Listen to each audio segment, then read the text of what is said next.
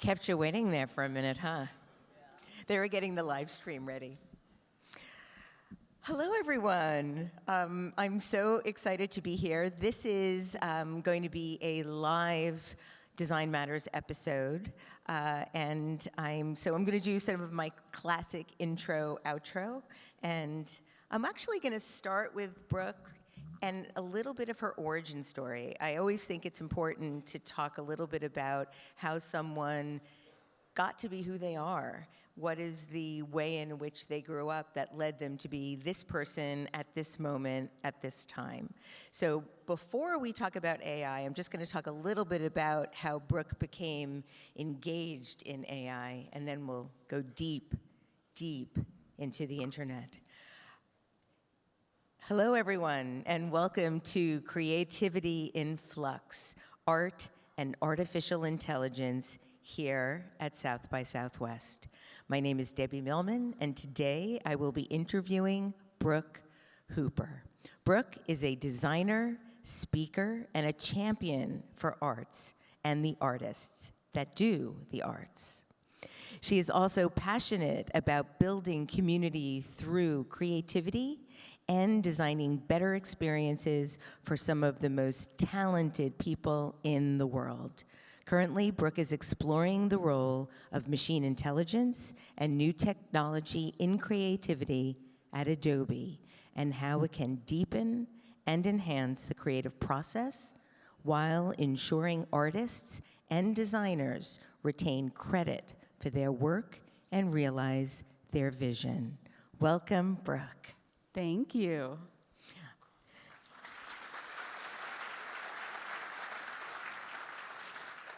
You're all being very kind. Before we start, I told Debbie before we came up here, this is a bucket list item for me. I am so excited. Well, I'm really excited too, and it's been a real pleasure to live in your life for the last couple of weeks as I've researched your career and your origin story to prepare for today. So I understand you grew up in an isolated rural area in Kansas, and your aunt, who was an interior decorator, was one of your first artistic inspirations. And I'm wondering if you can share in what way. Yeah, my aunt owned an interior decorating and design store. And when I was 8, she gave me the opportunity to design the storefront. And I don't know if that was a brilliant idea or not, but it sort of got me into this idea that creating was a big part of who I was. My father was also a food scientist. He did R&D. And so I think creativity and being creative has just been a big part of who I was, regardless of where I grew up. I understand that when you were 12 years old, you begged her to hire you, and she did. But though you thought she did this out of pity, so tell us what kind of work, aside from the work that she asked you to do at 8 years old, you were doing by the time you were 12. I was doing some accounting stuff. Again, more it was like, filing papers. I was helping her clean, just general help around the store. But I really wanted to be immersed in this sort of, the patterns, the colors, the textures. It's something that I was just enamored with. Now, the accounting that you did for her, is that what inspired you to originally go to college for finance?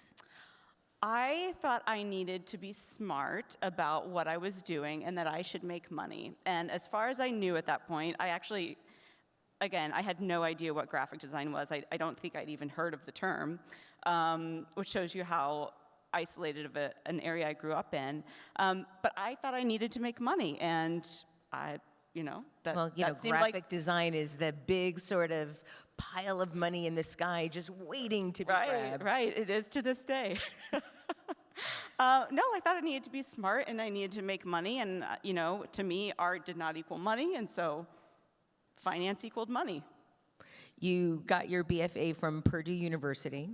Then you went on to get an MFA in Design and Interaction from the California College of the Arts. You graduated in 2015, and then you got your job at Adobe, where you've been ever since. You started as a senior experience designer, then moved up to lead experience designer in drawing and painting, then principal designer in drawing and painting since 2022. You are now the principal designer in emerging design, artificial intelligence, and machine learning. Yep, that's correct. So the first question I want to ask you about all of that is a simple one, and I want to apologize to the audience in advance if any of these seem fairly rudimentary entry level, but I think it's important to really start at the ground level. So the first question is really a simple one. What is the difference between artificial intelligence, machine learning, and generative AI, and what are some examples of each? I love this question because my favorite thing to ask is how many people in this room use spell check? And I better see everyone's hand go up because you do it every single day. That is artificial intelligence. We've been using artificial intelligence for decades across all different sectors of our lives. Banking relies on artificial intelligence to detect numbers, banking fraud. There's this whole big bucket that is artificial intelligence that we use all day, every day, and we don't even realize it. As a subset of AI is machine learning, and that is essentially, just machines sort of like understanding and recognizing patterns. Speech detection is an example of machine learning. And then there's deep learning, and then below that, these are all just sort of like circles within each other. Under deep learning is actually generative AI. So generative AI is a smaller subset of machine learning, AI, machine learning, and deep learning. And so they're all very different, and I think one of my big passion points is helping people understand what AI is, because I feel like we throw around this term AI. It feels like it's new, and it's actually not new at all. We've been using it forever. Is it possible to teach machines morals, empathy, or compassion? That is also one of my favorite questions to answer. I love to quote a woman, Ovetta Sampson. She's amazing. And she says, data comes from humans, and humans have bias. And I think that's one thing to remember is these machines rely on information that we as humans put out into the world. And so humans are biased ultimately, whether we try to be or not, we are. And so therefore the machines are. And so we need to do things in order to mitigate that bias and that, the issues that come along with candidly being human. So how has AI been impacted by human bias? I think we see it today. I think one of the biggest issues, I think, just broadly within the banking industry, I know that they deal with a lot of bias when it comes to approving people for loans and mortgages and things like that. I think that's probably one of the biggest ones from a general term. When we're speaking about generative AI, we still see tons of issues. I mean, I think it was last week, there were some issues on, ethnicity and racial diversity in the outputs. I was just listening to one of the keynote sessions before this, and we're still generating white male CEOs. And so there's a lot that has to be done, again, to mitigate a lot of those patterns that the AI is seeing within what's being put out online or in the world. Is it actually possible to ensure that the data that's being used to train AI is actually fair? Oh, yes, absolutely. I mean, right now, there are a lot of AIs that are just trained from data on the internet that's not licensed. The copyright isn't owned, and I think that's one of the very most important first steps that we should be taking is these machines should be trained on data that's licensed and that you do have ownership of. Content that is public domain, that isn't copyrighted necessarily, or we have access to use, because this is one of the big passion points of mine is, we were joking before about the loads of money available in graphic design. I mean, That was sarcastic. I know. It is, art and design is not a high-paying industry, and a lot of times, I was principal designer for drawing and painting, and so I worked with a lot of illustrators, and many of them have to have a regular full-time job just to do their hobby, or their passion, which is illustration. And so I think the thing that's difficult for me to see is their content being used to train the machines that are outputting content that looks, very much like what it is that they're trying to do and trying to make a living on. So how do we enforce that? How is it enforceable for AI to be relegated to only being able to use non-copyrighted or a commons type of license? Yeah, I think there's a couple ways that can be approached. One is just, companies saying, hey, look, I'm going to sign up for this. I am willing to train my models on data that I have license to use. I think there's a couple other things that, being from Adobe, we started the Content Authenticity Initiative in 2019 to help with, avoiding some of the deepfake issues that were going on. But that also includes embedding metadata in the content that's being created that tells how and when it was being created. In addition, being able to tag content with do not train credentials. And so there's people, there's other companies that are also, working towards this, but I think, just laws and rules and regulations aren't gonna cut it. We need to actively be pursuing ways that we can make sure that there are artist protections and that creators are being protected. One of the things that I learned a long time ago when signing on to a site that needed passwords was the quizzes that they would give you about writing a word or picking a stop sign or a street light. And I found out fairly recently that all of those tests were being used to train AI. And it would have been nice to know. Yeah. That I was providing this information. Not that it would have changed my ability to do it or not do it. If I wanted to get into the site, you're sort of forced to do it.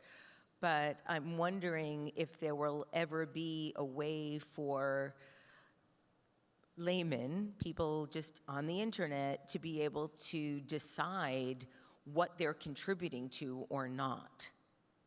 I mean, absolutely, there should be, and I know that there's a lot happening right now, in Congress and the Senate to help protect, just normal people with their data. I don't think any of us want that information being out there. Unfortunately, we live in a world where our data is being taken all day, every day, and that's not the point to get into that part of it, but I think there's a couple things. There's the transparency end on the end of the companies who are using that data. And then I think there's also an education piece for people who are, signing into those sites or being part of this, because, there will be bad actors. There always will be. We can't stop them. But if the general population is educated on how to spot a deep fake, how to know if a website is, not secure. I think there's a lot of us that, that we look for the HTTPS, on the end of something, and that's, oh, this website is secure. And so I think that there are things that will need to happen and are honestly probably actively happening right now to help us understand how, when to spot things that are either a deep fake or content that's created in the style of, X creator who didn't actually create that information or that content. That actually is inspiring me to ask a question that I hadn't thought to ask, and that is, how do you or how can you spot a deep fake? I mean, hands. Hands? I'll joke, I mean, for generative AI, but I mean, I think that that's something that we're still grappling with, because as the technology to create deepfakes gets better, and unfortunately it's the same technology that's helping people create new and different content, I think that a lot of it is going to have to boil down to information that is behind the scenes embedded in that content somehow. And, you know, I don't have the answer to that. I wish I did, but, you know, my knowledge is that I know Adobe has, you know, our chief legal officer is in Washington, D.C. advocating for things like this. And so are, you know, many other companies. And so, you know, like I said, I don't have the exact answer other than, you know, looking in detail, but I am very hopeful that as a society and as a culture and as a human population, that we will grow to sort of overcome some of these issues that we're dealing with. Yeah, I mean, it's one thing when somebody makes a deep fake sex tape of Taylor Swift. It's quite another thing if somebody decides, you know what, I'm going to make a deep fake sex tape of Debbie's sister. And Taylor can go out and say, not only don't look at this, but she can somehow get her Swiftie clan to pull it down. My sister can't.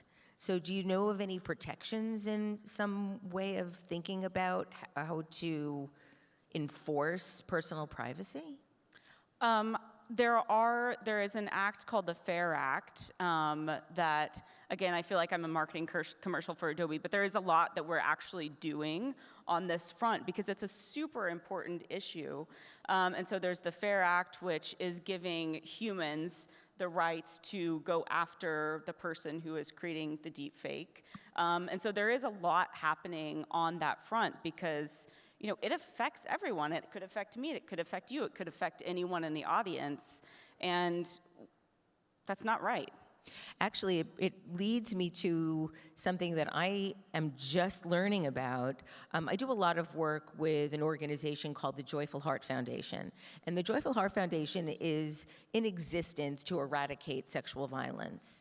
And I work very, very closely with Mariska Hargitay, who's the star of Law & Order SVU, to help eradicate sexual assault, domestic violence, child abuse, and the rape kit backlog. And we're just beginning to become aware of and start to work against something that's being called image abuse, which is when your image is being used without your permission in some nefarious way. And so it'll be interesting to see where AI fits into these new laws that we hope to bring into Congress to be able to pass to prevent things like this legally. You know, Right. Morally, we know it's terrible, but if nothing is done legally, then morality is always a little bit of a slippery slope. Yeah, right. And I think the thing is, look, throughout history, there have been people doing things that are not right, it's not okay, they're copying someone else's work, they're copying someone else's likeness. It's sort of same story, new technology situation, and I think a lot of this is how do we combat the, you know, what the technology is enabling, because there's always going to be bad actors, and I think it's about approaching that. You mentioned transparency before, data transparency, and I'm wondering, how can humans ensure transparency in how AI makes decisions? Yeah, and I think that is, you know, encoding, and again, I feel like I'm repeating myself, but it's true, and I'm super passionate about this, is, you know, embedding that information that this was made using AI. Here is what AI did to, you know, help me in this process. And again, that's something that as Adobe we're doing. So we have a generative family of tools called Adobe Firefly. And what we do is anything that is created with Adobe Firefly, we embed directly in the metadata created with Adobe Firefly. So there's no question that was created using generative AI. And we believe it's important that, and there's work on the copyright end of this, that a human needs to substantially modify something created with a generative AI piece of content in order to consider it theirs. Like, it has to have a significant amount of human editing done to it. And so we're doing that, and if you open Photoshop today, you can turn on something called content credentials, and it actually tracks everything that you did to that file, and it embeds that in the PSD, which is amazing. And so we're trying to lead with this piece of transparency to make sure that, we're tracking this stuff. And I think transparency is key to all of this. I see questions coming in, and I always love when people have questions that are better than mine. So I want to ask a couple of them. What existing AI-first design products do you value as a design principle at Adobe? There are a lot of AI-first products, and I'm not sure if the question is, outside of Adobe or not, but I mean, I would say at this point, it's hard because I need to say, okay, is it AI first? Is it generative AI? But pretty much everything we use is AI. I mean, most of your favorite tools are very AI-centric. How so? How so? That's something I don't understand. Yeah, that's a good question. So I always use Photoshop as an example because most people are familiar with it. But there is so many features in Photoshop that are AI. So there's something called content-aware fill, which has been around for over a decade, which helps you smartly fill in content when you're selecting something or expanding the crop on something. That's AI, and so we use it all day, every day. I know there's a lot of people here who probably use Figma. Figma is super AI first, so there's so much that we do. It's just become an innate part of creativity, so much so that we don't even realize it. Yeah, the first question that came in was, can you share a moment when you thought, how did I ever live without this? And I thought, there's so many things that I can say at one point in my life that I couldn't do without that are now obsolete. Yeah. And I'm wondering, how healthy is it to become so dependent on a machine helping you create something that might have been more creative if you did it on your own? So are you ready for my take on all of Yes. this? So here's the thing, is AI is a machine. Machines are created to recognize data and repeatable patterns and continue those things. As humans, the major benefit of us being human is you have a completely different perspective of the world than I do. A machine can't replicate that for every single person in the world. We have emotions, we have experiences, we have things that make us innately human. And so, when I think about machines and humans coexisting together, let the machines do what the machines are good at. And also, take the information that the machines are maybe bringing up to the surface. There's a ton of harm and bias issues like we talked about previously. All the issues of, wow, there's a lot of white people being generated. That's bringing to the surface patterns that weren't necessarily immediately recognizable to us previously. Right. I think that's a good thing. This is an opportunity for us to address some of those issues. But when it comes to being creative and things being more or less creative with a human, it's all about your perspective. It's about your emotions. It's about breaking the rules. Machines don't know when and how to break rules. They follow the rules. And so that's what we lean into. One of the biggest design principles is, you have to learn the rules in order to break the rules. And breaking the rules is what makes something, creative and enjoyable. And so it's that serendipitous rule breaking as well that feeds into creativity. So what happens? So let me ask this. I'm going to try to ask this in a way that sounds like I know what I'm talking about. How is it possible to ensure that AI doesn't fail? Can you explain that a little So you bit? said that AI follows the rules. What happens if they don't? Is it possible, they, as if, right? But what happens if AI doesn't follow a rule or disobeys a rule? Is that possible? I mean, I'm sure they could be trained. It could be trained. They again, it could be trained to randomly break the rules. But it's all about patterns. You could say every 5 whatevers, break this or do this opposite thing or randomly take from this certain thing. But it's still a rule that And it's still a prompt. following. It's still a prompt. I want to talk about plagiarism. How can educators ensure that students do not use AI to write their papers? I love this. I think it's less about ensuring that students don't use AI to write their papers or create their design work. I think it's actually flipping the question. I read somewhere that for paper writing, there was one instructor who, rather than having students write papers, they would actually give them papers and ask them to make the corrections and find the mistakes. And I was like, I love that. I think that something similar, I guess for one, like for design professions and design students, if they use it, they use it. And maybe they will go on to make a career of generating only content to make money. If they do, that's fine. But I don't want to give somebody a degree to do that. Exactly. And that's what I'm concerned about from an educational perspective. Exactly, and I think that's where some of the stuff that we talked about before, which is transparency and making it easy to understand, 10% of this thing was used with generative AI, and I know a lot of universities are putting AI guidelines into place.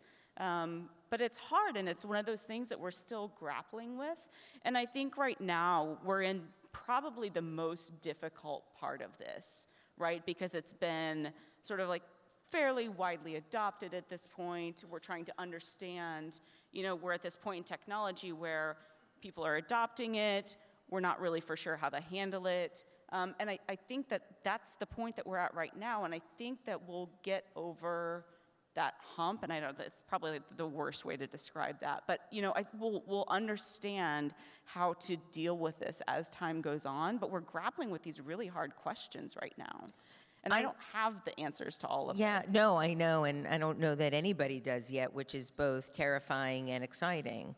I run a graduate program at the School of Visual Arts, and the students have been using AI with our permission for research purposes. And in some cases, it's been really interesting to see how young people are able to adapt to this new technology or the new parts of this technology to help them generate images and ideas. We did a project where students had to think about how the Archie brand, Archie Comics, could be repositioned in the future to be more inclusive, to have more diversity. And AI was able to do something that the students wouldn't have been able to do, which is to imagine Archie as a trans person, to imagine Betty and Veronica as a lesbian couple. I mean, it was super interesting to see how AI could generate these images fairly quickly with very specific kinds of prompts.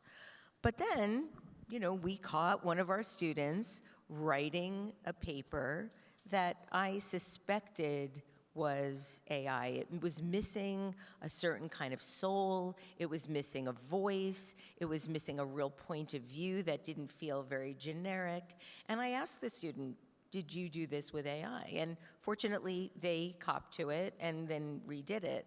But not everybody's going to cop to it. I hope that people can see it, but are there ways in which you can view something and know that it was generated by AI or using machine learning? Yes, you absolutely can. So I mentioned the Content Authenticity Initiative previously. We've also created a content credential website where you can upload any image, screenshot, doesn't matter what it is, and it will actually search do a quick search, and it will tell you whether there is other content out there that to a certain extent matches this. And I think those types of things are super important. This is part of the education that we're trying to do as Adobe, and that I'm super passionate about. Again, I know I keep saying how passionate I am about this, but I really, truly am. I care a lot about education. I care a lot about creativity. I care a lot about, the creative field, and I think it's so important to make sure that we are setting ourselves up to be successful. Min Jin Lee, the writer Min Jin Lee, she wrote Pachenko, Free Food for Millionaires. She was very vocal on social media when she realized that her books were being used to train. What can we do to protect the rights of writers that are being used? Apparently now there is a website where you could go, put in your name, and see what books you've written that might have been used to train AI. Is there anything that can be done about that? I think it's just more, an extension of that technology, putting in your name to see, if my books were used to train AI, all the way to, saying, somehow marking that content to do not train this, do not train on this, I do not give you permission. And I think that as we go on, I think that I am very hopeful that companies will start respecting this point of view. Adobe Firefly, this is another question from our audience. These are fantastic questions. Generally, I'm like, oh, audience questions. But these are really good questions. Adobe Firefly allows its users to upload a reference image. Will it ever become possible to embed it directly into custom asset reference libraries? And I'm not for sure if this question is asking about retaining the reference image alongside the final work. Is that your understanding of the question? I think so, yeah. Yeah, and so that's something that we actually talk about a lot. Right now, that's not something that we do. But showing, it's all about transparency, and I think that is the only way forward for all of this, is being transparent about what goes into something. A lot of times we talk about it as a nutrition menu, right? Like, you want to know what goes into the food that you're eating, and you're probably not going to eat it if it's, something weird or gross. Maybe you will, I don't know, but that's your decision to do that. And so as a company that is focused on creativity, and we want to do the same. Like, you should know what goes into the content that you're consuming. So it's all about education and transparency. And I know I sound like a broken record, but I really do believe that's the way forward. You talked about how AI has already been embedded in so many things we use, like spell check. Where is AI or machine learning already in wide use in design and creativity? Think about anything that has a pattern, anything that detects something. I already mentioned content-aware fill. I'm kind of blanking right now, but there's so many features and so many different things that we use already that are very AI focused. On the spot, trying to think of things. That's all right. But my favorite example is content-aware fill, and that's usually because most people are familiar with Photoshop. But we used to have a product called Adobe XD. It was for UX design, and there was something called Repeat Grid, where it would allow you to sort of like repeat UX elements easily, which is something that as a product designer I do every day. I'm constantly repeating all of these. I need a grid of images. I need, these sets of buttons. That's all AI. There's a question here that I love. The question is, what contemporary artists are using AI in any of its forms in interesting, creative, or productive ways? There are two that I know of that I will share, and I'd love to know if you haven't some as well. There's a woman named Poom Lefebvre of Design Army. She's a phenomenal art director and designer, and she recently used AI to create an entire ad campaign.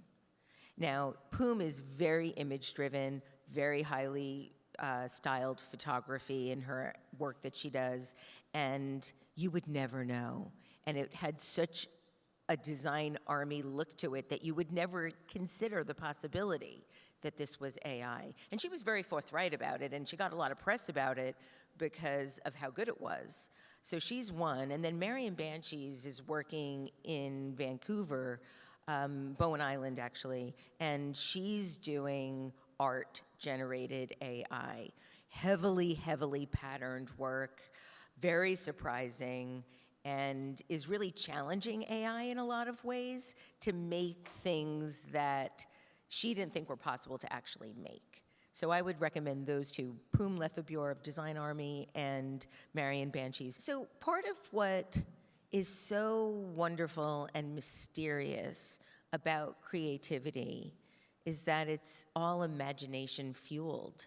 You also need skill, you need talent, but the ideas all come from one's imagination. Some of it is combinatorial creativity, some of it is original. How does AI enhance or compete with that, with imagination? I think it sits alongside of it. From my experience, and some of the artists that you mentioned, Marion Banshee, is like being able to push and break and do things that maybe we didn't think were possible. What I love about what AI does is it gives you some really, really weird results sometimes. Yes. You're like, what is going on here? One of my favorite images, when it was during early Firefly, and I use this in some of my talks that I do, Firefly wanted to put human faces on any living thing. And so there was an image of this chihuahua with a human face, and it was terrifying. You see these things, and that's what I love is, it's not that I would actually use a dog with a human face, it's that sparks something. It's that serendipitous sort of spark to go in a specific direction, and that's what I really like about it. You see things, you're like, oh, I could do this. And you're not just taking the thing for what it is, it's giving you the idea to go in a completely different direction. How do you ensure that AI-enhanced imagination is actually original? Oh, that's a really good question. I don't know if you can. I can have an original idea, or what I perceive to be as original, and it could be a very similar look and feel to an original idea that someone across the world had. So I think it's hard to determine that. I think it's all about intent, really. Do you believe that AI enhances ideas, or does it just fuel variations? That's a really good one. I actually think it might be both, and I don't know if that's a cop-out answer. But as I just mentioned before, it can spark some sort of completely different direction that you wouldn't have thought to be possible. Then when it comes to variations, I know a lot of artists and a lot of agencies who use AI in the beginning process, because clients want to see X number of variations, and as we all know, the number of variations you show a client is a much more curated set than what you already came up with. And so they use it as a tool to generate a lot of different directions and variations, and then make edits to those and maybe to push them in different directions.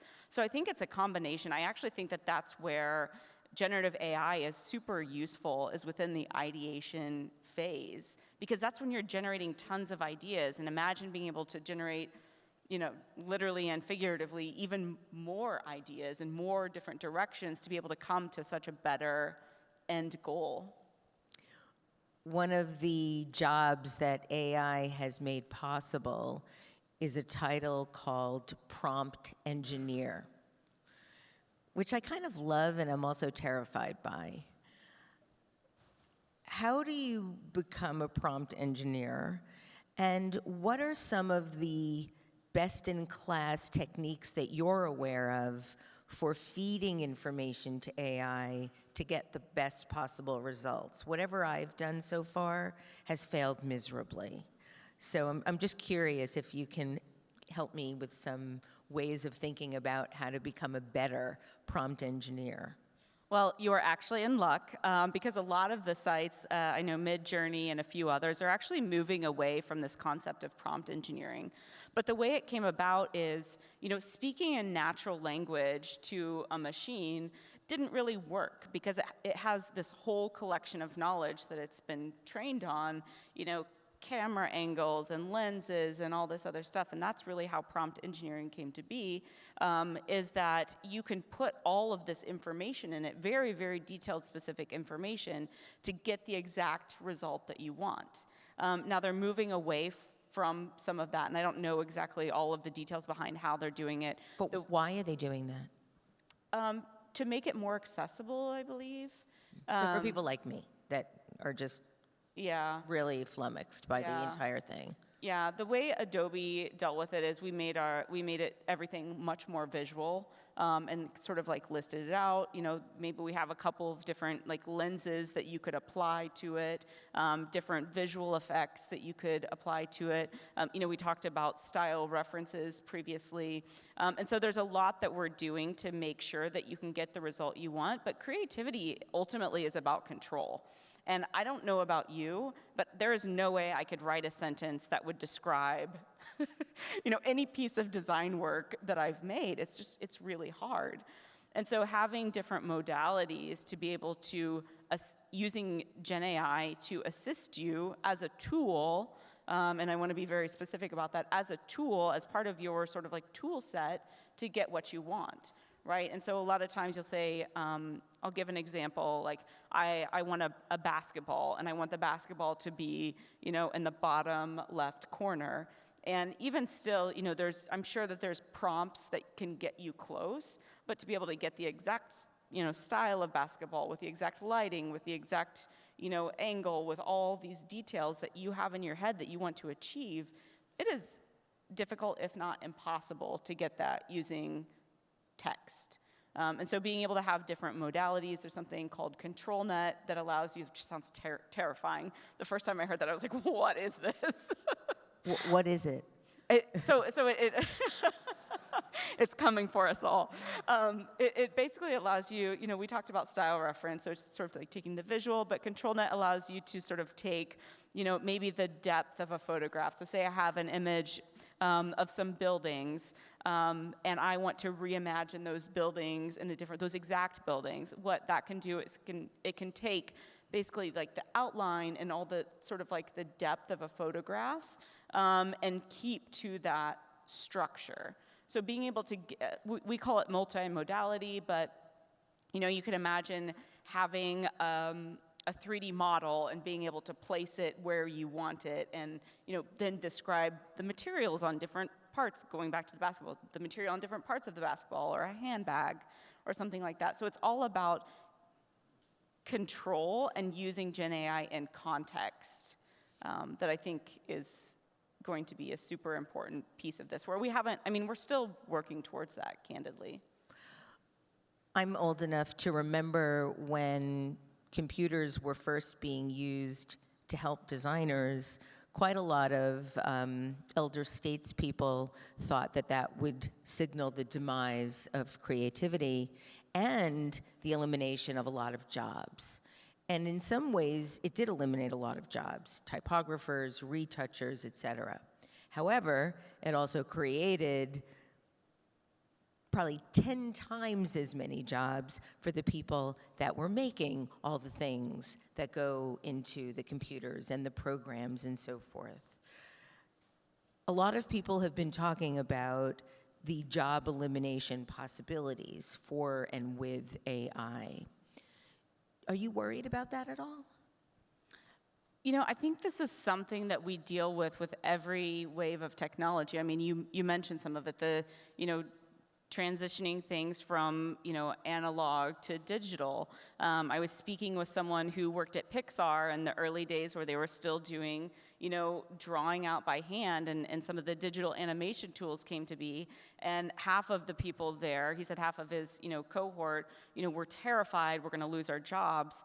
And then he was part of a group of them that were like, what, we're gonna dig in and we're gonna learn this and we're gonna become the best digital animators possible. And they're still there working and doing it. And so I think part of this is creatives will become the best at using whatever technology it is that we're using in context. And we see this already.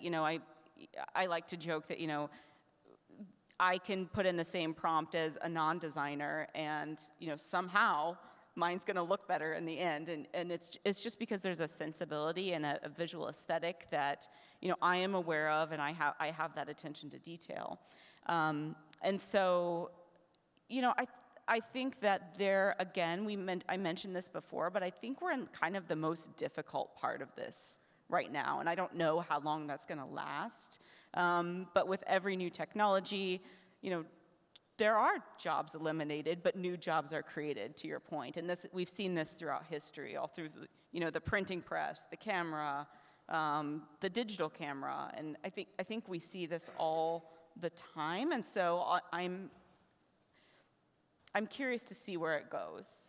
It's interesting whenever there's any type of new or original thinking or art or performance, people somehow get really insecure about what that means for our future, that somehow we will lose something as opposed to gain something.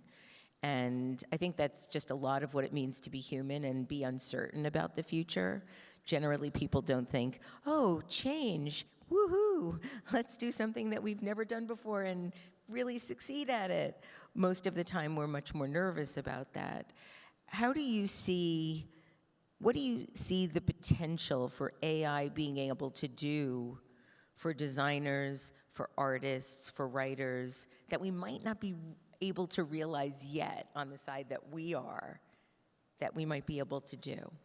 I think it's going to be able to allow us to work in more mediums and media that we don't know. I mean, I am not a 3D designer at all. I'm not. And I think that Gen AI is going to allow me to be able to explore things in 3D, whereas previously and right now, I would terrify someone if I tried to make something in my master's thesis where I was like, I'm going to 3D print this thing, and like the 3D printer was like, you are definitely not printing this thing, And so you can imagine that Gen AI could help me 3D print that thing. That's not to say that I'm going to become a professional 3D artist by any means, but it allows me to work in medium and media that I wouldn't be able to or would struggle to previously, and that's what I'm super excited about. I know a lot of your thesis was about experimental typography. How would you see now, looking back on creating a piece of work that was all about experimenting, how would you see AI being able to have enhanced that, aside from the printing part? Oh, it would have been amazing. Like literally, my entire I was literally generating by hand some of this stuff. I was like going back and forth from Illustrator into Photoshop and doing blends and doing frame by frame animated GIFs. And like if I would have been able to, it would take me, I'm not kidding, it would take me like 5 hours to do a animated GIF in Photoshop. And I could have done so much, I could have explored so much more. And at the end of that 2 years, I felt like I had so much more that I could have done, but it was literally a matter of time limitation for me. And so it would almost be kind of fun to revisit that in a way.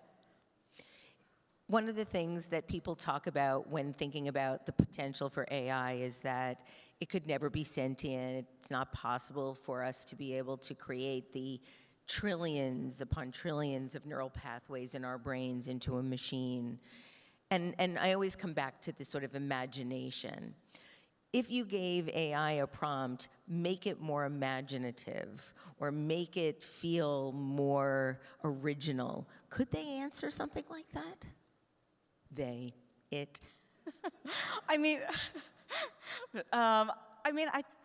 think that, and again, this is based on what we have today, and so I can't speak to the future, but whatever imagination is what the machine learned through all the patterns and data that it already has. And so I would imagine it would literally go to something that had imagination in it and try to replicate that. So it couldn't really do that. I mean, I'd kind of be curious to see what it came up with. It could spark some imagination, definitely.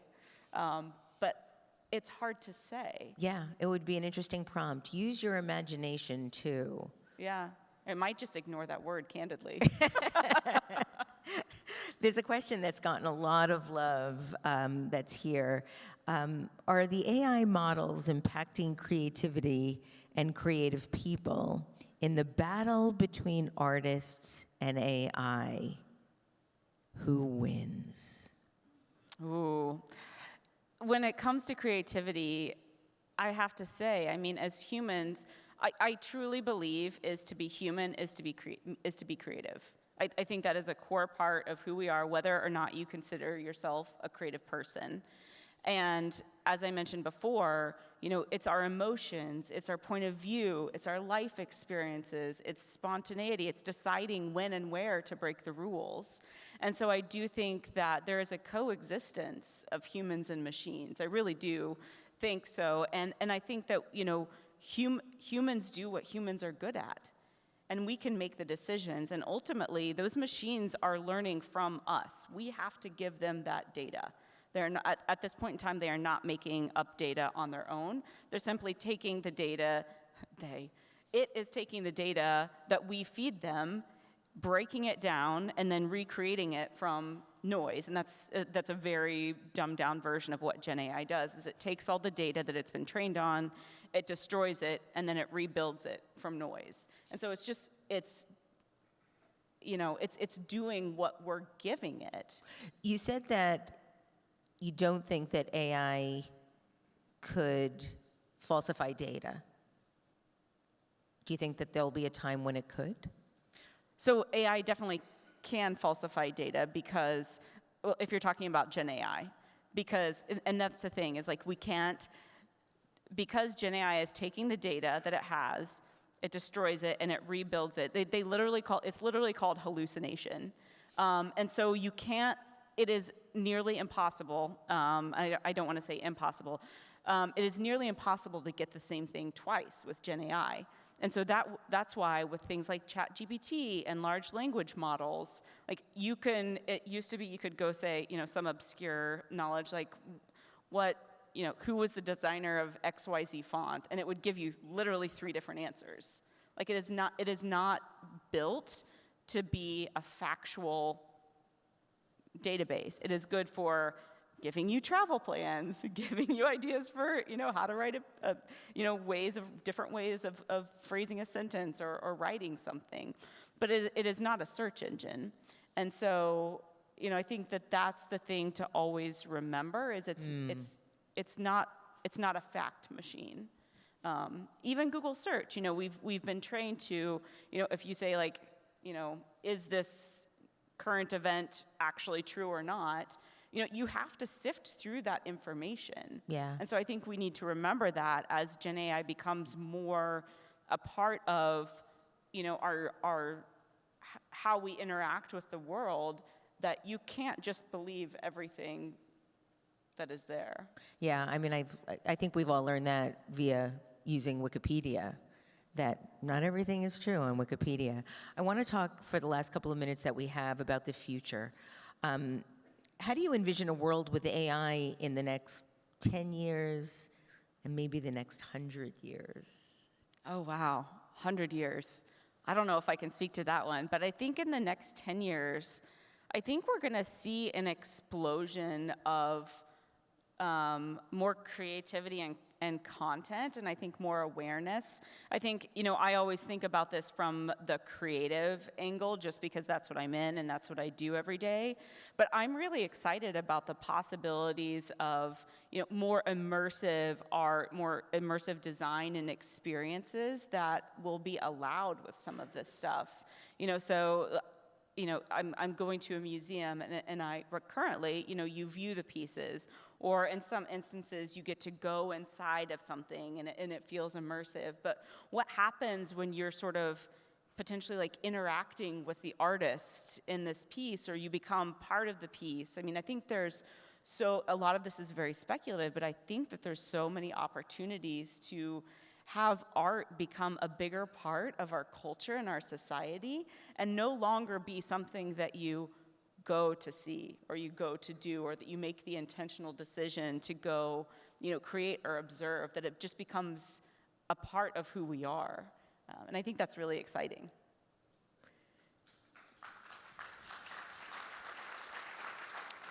Thank you. Brooke, thank you, thank you, thank you so much for being here. Thank you for being such an educational and inspiring guest. This is a topic that I'm really fascinated by, but have absolutely no command of. And so I'm so appreciative for you taking the time to answer the questions for me and answering so many of the great audience questions that we've gotten today. Thank you for joining me on Design Matters, and thank you for making so much work that matters. Thank you so much. This was so Brooke fun. Cooper, thank you for joining me at South by Southwest, and thank you to the audience for being such a wonderful presence here today.